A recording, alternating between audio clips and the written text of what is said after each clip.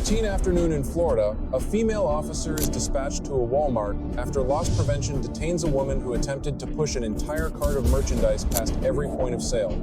The total value reaches $1,313.78, a figure that transforms this incident from a minor retail infraction into a third-degree felony.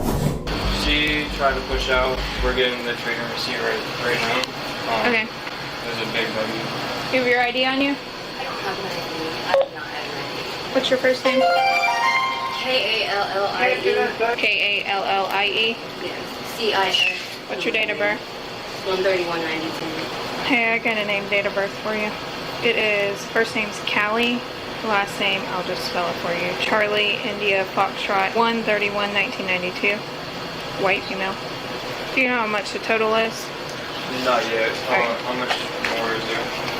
Under Florida Statute Section 812.015, subsection 8, retail theft of merchandise valued at $750 or more constitutes a third-degree felony, punishable under Section 775.082 by up to 5 years in state prison and a fine of up to $5,000. The merchant detention here is authorized by Section 812.015, subsection 3, commonly known as shopkeeper's privilege. This provision permits a merchant with probable cause to detain a suspected shoplifter in a reasonable manner for a reasonable time, and it confers statutory immunity from false arrest liability when those conditions are satisfied. Y'all watch these the whole time? Y'all watch these all the time? Watch one. These. Sometimes. So that one lady has not scanned one thing, has put a bunch in her bag. The one in the red right there. Oh yeah, she's doing smart. Oh, okay. Okay. I wouldn't be able to tell between. Because like, in reality, they could just grab whatever they want and load up. Do you know if it's over 750? Is it over 750? 1300. Okay. Go ahead and stand up. You're going with me. They want charges pressed and it's over 750, which makes it a felony. Yeah, 2 tickets. Go ahead and stand up. Come on. I'm sorry. Well, you're going to have to. No, I can't. Do not fight me. I can't. I'm sorry. No, I can't. I will tase you if you do not stop. Turn around! No, please, no. I can't. Woman. I'm sorry, I can't breathe. No. Turn around. I can't. I'm sorry, I can't. Would you like to be tased? Get up and turn around. I can't. Then turn around. I can't. Turn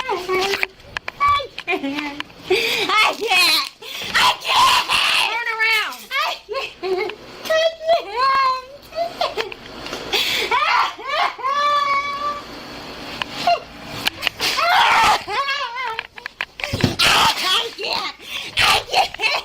Stop.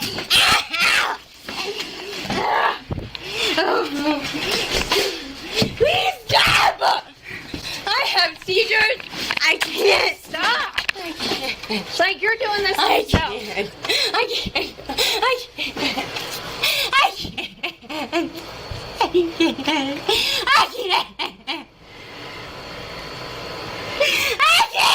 Why are you crying? Because you don't know what I'm going on. I can't. Would you like to talk to me and settle down? You can't settle down? I can't go to jail. I can't go to jail. I can't. Calm down. I can't go to jail.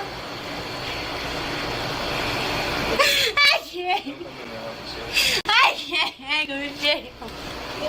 You realize this is beyond me now.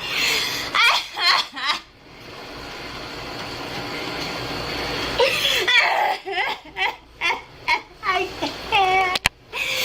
can't go.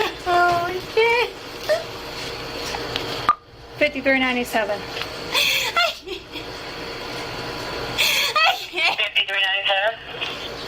I need another unit. 77. I have a female fighting.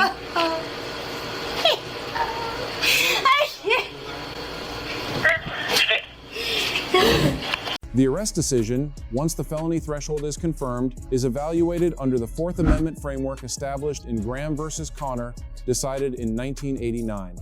The Supreme Court directs courts to weigh three factors: the severity of the offense, the immediate threat posed by the subject, and whether the subject is actively resisting or attempting to evade arrest by flight. Applied here, all three Graham factors support the officer's forced decisions. The offense is a felony. The subject has allegedly attempted to bite and has kicked. Active resistance is unmistakable. The 11th Circuit in Draper versus Reynolds decided in 2004, previously held that taser deployment against an actively resisting felony arrestee falls within the zone of reasonableness. The closer question involves the repeated use of drive-stun mode. In Oliver versus Fiorino, decided in 2009, the 11th Circuit held that prolonged, repeated taser deployment against a non-threatening subject violates clearly established Fourth Amendment law. Active resistance most likely distinguishes the present case, but the three successive applications invite scrutiny that a single probe deployment would have avoided. 5448. You're not moving. You want me to stand up? No, I want you to sit down. 5448, you can show me 1097. I will take you.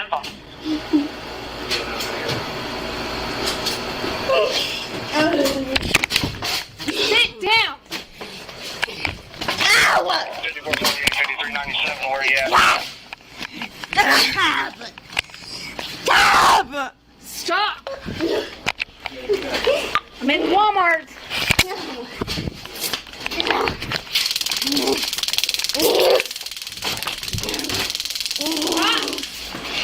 No, I can't. I cannot. I can't go. 5448, what was it? They were in the end.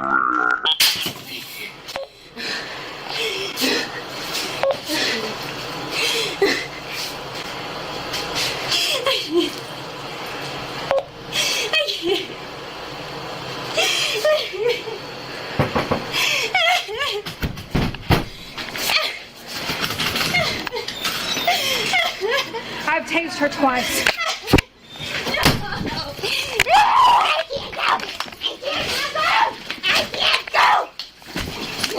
Stay your fucking ass down, you nigga! Give me your cups! They're over there. No. I don't want to break this door. No. Stop! Settle down. No. Stop! No. Where are your cuffs? No. Come on. No. No. No.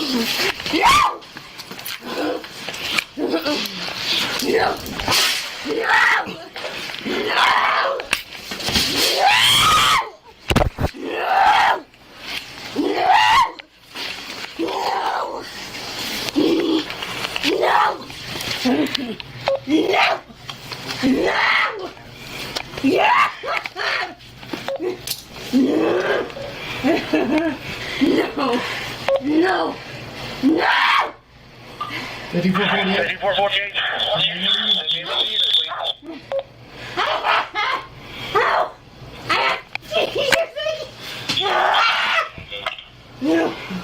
I will tase you if you don't put your hand behind your back. Put your hand behind your back.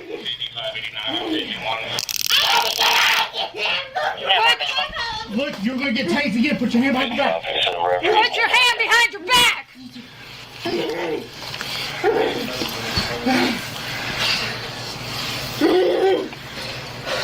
I will tase you again.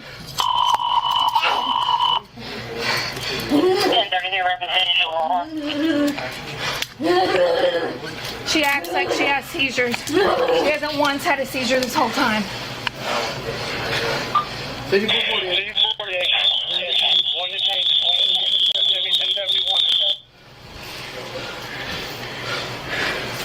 1071. One detained. I don't know what's in her purse. 1071. Reference Whiskey Foxtrot. Taser 3. Drive under 3 times. Drive stun 3 times. Do y'all want me to burn that video for you of all that? 3 copies, please. Office Murphy, 33, thank you. It's 589 Denver.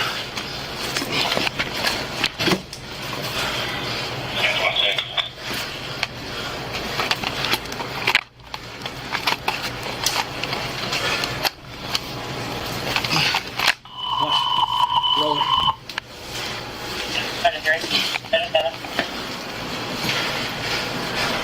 She's fine. She's breathing. It's fine. Wiry little thing. I was fighting her a good bit before you came in. Couldn't get my radio to go out. Yeah. I was right there at the red light. She had those. She threw them.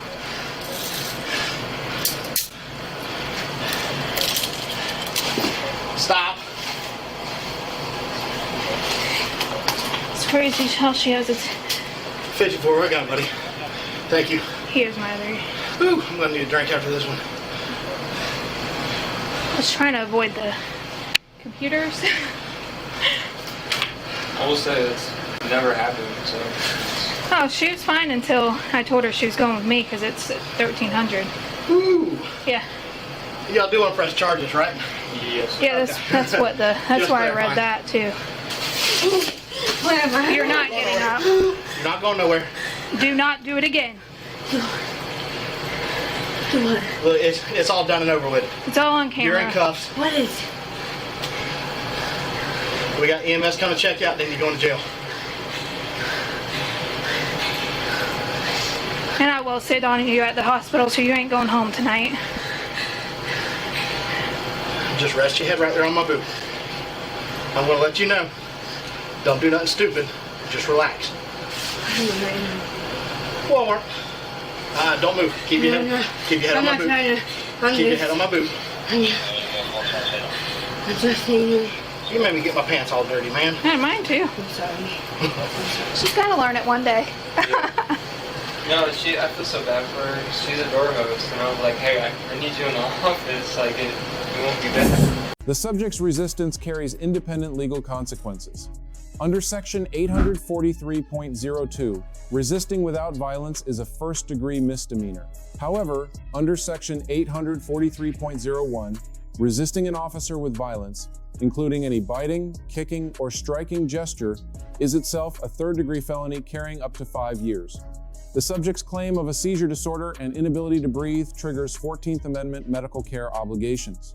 Under the framework of Estelle versus Gamble, decided in 1976, officers cannot exhibit deliberate indifference to a serious medical need. The officer's decision to summon emergency medical services, regardless of her personal assessment of the claim, is the constitutionally correct response. Oh, it wasn't bad at first until I told her that she was going to jail. Yeah, that'll do it. I was fighting for a good bit before he did. Well, we kept hearing somebody key up. We thought it was 5585. No, it was me. It wasn't going out, and I was like, oh my God. I almost told them to call. But for a second there, when I knocked on the door, I could hear you. I didn't know who it was, so I didn't want to open doors. She was trying to get out. Yeah, well, I could hear you, and then I was like, crap, hope she's not there by herself. So that's why I started hitting on the door. My bad. No, you're good, man. Oh, I opened the door for you. Once you started banging like you did, I opened the door. Yeah, because it was either the door, either somebody was going to open the door, or I was coming through it. And those are not easy doors to come through, but anything's possible. You kicked that door open, you would fuck me up. You probably opened me up too. I was behind It would not have been the first heavy door I've ever busted down either. I just didn't want her to get out the door. Yeah, which That's what I was thinking. Like, I wanted to let her go because you were here, but No, wanted to... she's fine. I was avoiding this area because I didn't want more damage. all right. What's your name? Hey, what's your name? You. What's your name? Yeah, I'll. Once EMS gets here and we confirm that you'll calm down, I'll fix your cuffs for you, okay? But it's going to be extremely uncomfortable until then because your hands were all cattywampus when I put them on. I don't know what my taser did, but it started going off like I shot it, and Let's see. I didn't shoot it. I just drive stunned her. unless she hit it like my last one. You're a wiry little thing. I'm sorry. No, she was climbing up the damn wall with you. My baby daddy beats you. I just can't help but react. But that's not how we act. I know, but I'm sorry. That's how you get more charges. I understand. It's just an automatic reaction for me for some reason at this point. Well, Even I sat you down and told you if we need to talk to calm down, we can. I'm sorry. And you kept on. I just can't. For some reason, I just react that way because of how I get beaten, and I'm sorry. I did give her an out in between it. Because I had her sitting and I told her to calm. I can tell you fighting like that gives you another charge. You need to think about the things you do before you do them. I just can't help but react that way for some reason. It doesn't even matter if it's physical automatically. It's just the mental, I'm sorry you had that kind of issues in your life. Just talking, it changed how I react to things. But when you do illegal things, there's a good chance we're going to get involved, which means you got to understand that there's a good chance you're going to jail. There's so many resources you can go to that can give you food and stuff like that for your family. I don't know what was in your buggy, but for $1,300 worth of stuff is a lot. Okay, there are organizations that can help you with that. And this isn't your first time, because they have multiple times of Putnam and Gainesville of pictures of you doing the same thing. Like I said, I'm sorry. My pet seizures and Seizures don't make you steal. She has a cut here. I think that's from hitting her head. You want... Here, I'll let you in. Hey. She says she has had a seizure. But the whole time we were fighting, she didn't have a seizure until she was put in cuffs. Oh, I'll sit with her at the hospital. I've already told her that. She climbed up the wall. She was drive stunned, not tased, because obviously she's got no tasing. What, 3 times? Yes. 3 times before twice before my arrival. It was 2 connections. The third time, the middle time it was doing weird. Paramedics, we're going to put a little thing on your finger. I know you're in kind of an uncomfortable position. What do you want? That's her name. Yep, all's good. Okay. All your no one members made are me good. anything, so I was She decided to fight. Oh. So. Just want to make sure. I was fighting for a good minute before my other person came in. But nothing's damaged. Well, we're pressing charges now, so. Right. We normally don't have problems here. Now, if it was under 750, I would have said I was just going to send charges up and she could go. But with it being a felony charge, she was gone. The arresting officer receives a C+. Probable cause was firmly established. The verbal warning before taser deployment was clear, backup was requested, and emergency medical services were summoned. The tactical choice to initiate physical engagement alone and the reliance on drive stun mode rather than probe deployment limit the grade. The subject receives a D. Despite genuinely sympathetic circumstances disclosed on camera, the conduct captured, including a felony value car pushout, violent resistance, and a biting gesture toward the officer, represents clear statutory violations under Florida law and escalated avoidable misdemeanor exposure into felony territory.